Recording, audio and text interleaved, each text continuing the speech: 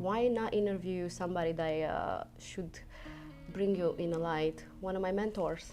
I did get a very early desire to fly. So you flew 100 times with knowing that it may be the last time you actually... Can't think about that. Okay, so you can't think about that. People who did probably got shot down.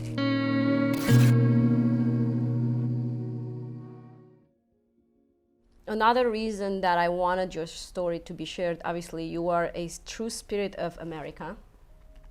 And I know that because I know you for a little while now. What is it like to be a true spirit of America? What happened to America? Well, from your perspective, where you are now. I mean, let's see, back in 60, 70, we don't know. I don't know certainly, but and future generation may want to know someday or not. But what was, I mean, what's like for you? What was it like? What's like for you now when you see this, the spirit of America not being what it was? I'm not so happy about it. It really bothers me. I think one day he's going to say, "Don't make me come down there." I think our society has drifted way, way away from the term traditional family values. People say, "What's that? And what does that mean?" A lot of people don't even understand what it is. Well, so, what is it to you like? What is traditional values? List a few of them. What is my... What would be yours? Well, if you start with the big one, God has been taken out of our society.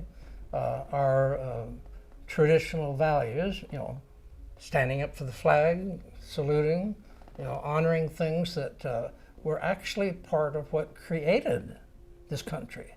Now they're demonized, and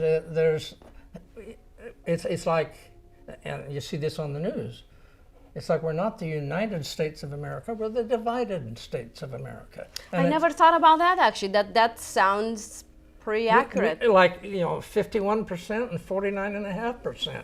You looked at the election results, it was just almost tied, just a small margin. And here we are. So many of the things that I grew up with and learned have faded away. So I'm one of the few remaining good guys, so to speak. I think there are a lot of few good guys out there. They just maybe need to be reminded. Yeah, that's true. We all need to be reminded at times. Yeah. So what would be some of the things that you would say that could remind some of those people that there's still good guys out there and maybe they just forgot? What would be something that you would tell them based on your your experience, your life perspective? Fortunately, I learned early on in life what I wanted to do. I went 4 years of college. One of the roommates spent all 4 years, and when he was done, we said, "What you going to do now?" He said, "I don't know." Some people never figure out what is it that's important, that you're good at, that you like, and you have a passion. You're talking about being present within their lives. Being what? Present within their lives. You're referring to. But it takes self-awareness to be present. Yes. And we lack of self-awareness. That's what you're saying. Well, you know, we've talked about, I had 2 virtual mentors, Jim Rohn and Stephen Covey. I call them virtual because I didn't meet them in person, but I read all their books, listened to their tapes. And in one of the things you just mentioned there, Stephen Covey, in his book, 7 Habits of Highly Effective People. Absolutely, one of my favorites. I said, you better read that. Oh, I love that book. I carry it with me every day. He reminds us that we have 4 human endowments. And one of them is self-awareness. You know, Sammy, my dog, doesn't have self-awareness. He's just got instinct. Horses and cows. Well, it's primitive animal instinct. That's a little bit different. Okay. But he's not aware that he just peed on the couch. Other than that's just what he needs to do. But we have self-awareness. We have creative imagination. We have a conscience.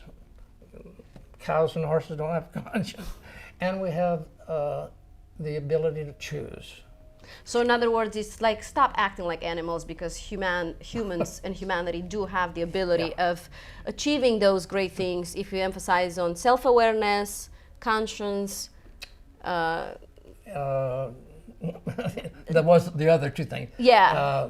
But the ability to choose. Ability to choose. Yeah, And responsibility. why do you think we're not able to apply these approaches into making the right decisions? That's a good, I don't have an answer for that other than if we don't maintain good values and we get lazy or we get distracted or we don't practice those, they kind of drift away and they're replaced by other things. And if you allow the part of human nature, which is being a little bit lazy, to take over, you forget a lot of those things. But it takes work. Nobody said it'd be easy. It'd be worth it, but not necessarily easy.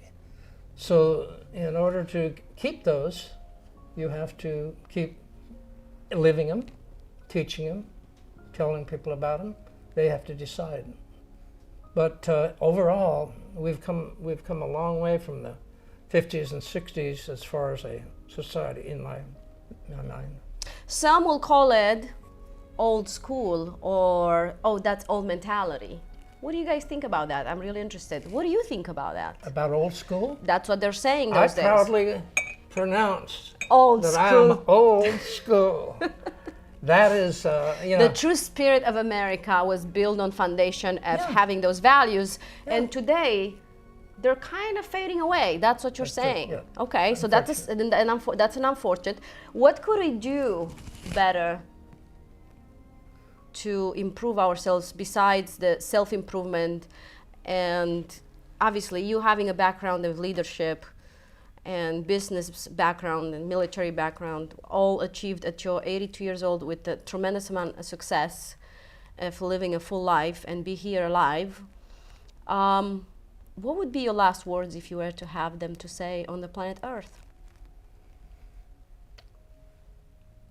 We were put here Let's see that. to experience a mortal life. Now, whether or not you believe in karma or reincarnation or not, you do want to make the most of this very short time. 80, 90 years is a blink in the eye in the cosmos, so to speak. So make the most of it you can, take care of yourself. Back into a religious tone, your body is actually a temple. We talk about, in the Declaration of Independence, Constitution, it says, endowed by your Creator with certain unalienable rights, life, liberty, and the pursuit of happiness. Well, you're also endowed with those four things we just mentioned. And I would say make the most of those, because you have the ability to do so many things. If you wasted it, it's a shame. So find your purpose.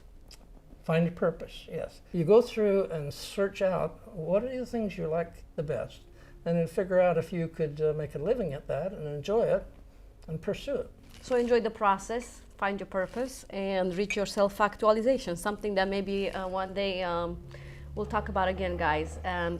Here's a great story that you share with us, and I really appreciate it. You're welcome. Cheers to you. Here. Happy Veterans Day, even if it was last week. Thank you.